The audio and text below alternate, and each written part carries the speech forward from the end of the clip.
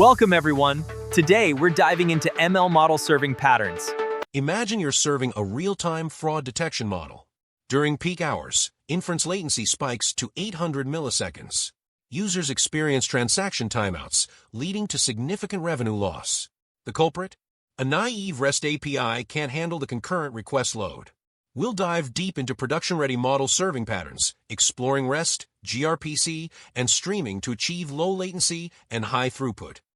A common initial approach involves deploying a single model instance behind a load balancer exposed via a REST API. This works fine under light load.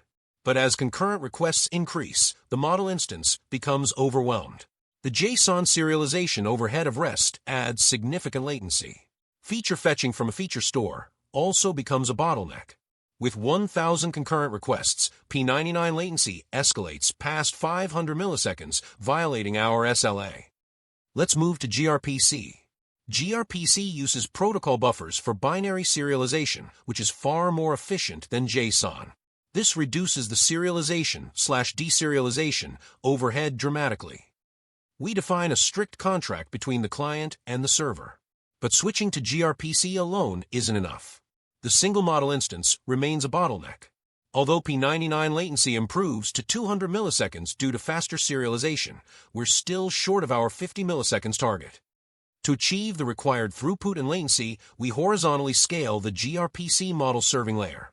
Using Kubernetes, we deploy multiple model instances behind a load balancer. Each instance now handles a fraction of the total load. We also add a feature store cache using Redis to minimize feature fetching latency. With 10 model instances and feature caching, P99 latency drops to 45 milliseconds, and throughput increases to 10,000 requests per second. Now that we've scaled our gRPC model serving layer horizontally, we need to consider asynchronous processing to handle unpredictable request patterns. Imagine a surge in user activity causing a bottleneck. We can introduce a message queue, such as Kafka, to decouple the API endpoint from the model serving instances. With Kafka in place, incoming requests are serialized and placed on a topic. Model serving instances then consume these requests, process them, and return the predictions. This asynchronous pattern allows the system to gracefully handle spikes in traffic. To further optimize performance, we can introduce a caching layer. For frequently requested features, we can use Redis to store the feature vectors retrieved from the feature store. The caching layer sits between the model serving instances and the feature store. When a request arrives, the model server first checks the cache. If the feature vector is present and fresh, it's retrieved directly from the cache, significantly reducing latency. If the feature vector is not in the cache or is stale, the model server retrieves it from the feature store and updates the cache. To ensure cache consistency, we set a time to live (TTL) for each feature vector based on its freshness requirements. With Kafka handling the asynchronous request processing and Redis providing a fast caching layer, we can significantly improve the performance and resilience of our model serving system.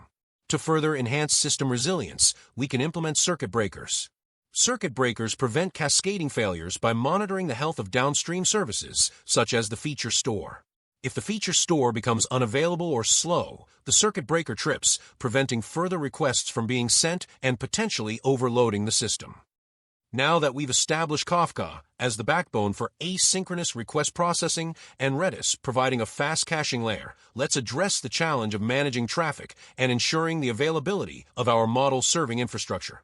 To handle incoming requests, we can place an Envoy proxy, which we configured earlier, in front of our model serving instances. The Envoy proxy acts as a central point for managing traffic, enabling us to implement various load balancing strategies, such as round-robin or least connections. This ensures that requests are distributed evenly across the available model serving instances, preventing any single instance from becoming overloaded. To ensure the reliability of our model serving infrastructure, we can implement circuit breaker patterns. If one of the model serving instances starts to fail or becomes unresponsive, the circuit breaker will trip, preventing further requests from being sent to that instance. This prevents cascading failures and protects the overall system from becoming unstable. For observability, and to track the performance of our model serving infrastructure, we can use Prometheus, which we set up for monitoring, to collect key metrics such as request latency, error rates, and resource utilization. Prometheus allows us to visualize these metrics and set up alerts to notify us of any issues. By monitoring these metrics, we can proactively identify and address potential problems before they impact our users. Building on the reliability measures we've implemented, we can enhance our model-serving infrastructure's efficiency by introducing techniques like batch processing. Instead of processing each request individually, we can group multiple requests together and process them in batches. This approach amortizes the overhead of model loading and inference across multiple requests, leading to improved throughput. To ensure our model serving is robust, we can implement A/B testing. This involves deploying multiple versions of the model and routing a portion of the traffic to each version. By comparing the performance of different model versions in real time, we can identify the best performing model and deploy it to production. Our Prometheus monitoring system detects performance differences, allowing us to make data-driven decisions. Building upon A/B testing, we can use canary deployments to further mitigate the risk of deploying new model versions. With canary deployments, we gradually roll out the new model to a small subset of users before making it available to everyone. This allows us to detect any potential issues or performance regressions early on, minimizing the impact on the overall user experience. To manage the different versions of our models, we need a model registry. This centralized repository stores all the models, along with their metadata, such as version, training data, and performance metrics. The model registry enables us to track the lineage of our models, reproduce experiments, and easily deploy different versions to production. We can integrate the model registry with our CI/CD pipeline to automate the model deployment process. Now that we've explored managing different model versions with a model registry, let's discuss how monitoring plays a crucial role in maintaining model performance and detecting issues like model drift and feature drift. Model drift occurs when the statistical properties of the target variable change over time, leading to a degradation in model accuracy. To detect this, we continuously monitor prediction distributions and compare them to the training baseline. Similarly, feature drift occurs when the statistical properties of the input features change over time. This can be caused by changes in data sources, data processing pipelines, or user behavior. To detect feature drift, we continuously monitor feature distributions in production and compare them to the training distributions. For example, if the distribution of user age changes significantly, it could indicate feature drift. We use Evidently AI to compare the distributions and alert when the Jensen-Shannon divergence exceeds 0.15. Beyond drift detection, we also need to monitor prediction quality directly.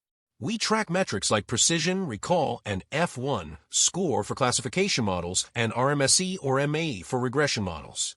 If we observe a significant drop in these metrics, it could indicate a problem with the model or the data. For instance, if our model accuracy drops from 98% to 95%, we trigger an alert. We utilize Prometheus to collect these metrics, which are then visualized in Grafana dashboards. In summary, we've explored various model serving patterns from handling high traffic with load balancing and A/B testing to ensuring model quality with monitoring and drift detection. By implementing these strategies, we can build robust and scalable ML systems that deliver accurate and reliable predictions. This architecture allows us to serve 50K concurrent requests with P99 latency under 50 milliseconds while maintaining model accuracy above 95%. But what happens when we need to optimize for even lower latency and higher throughput in real-time applications?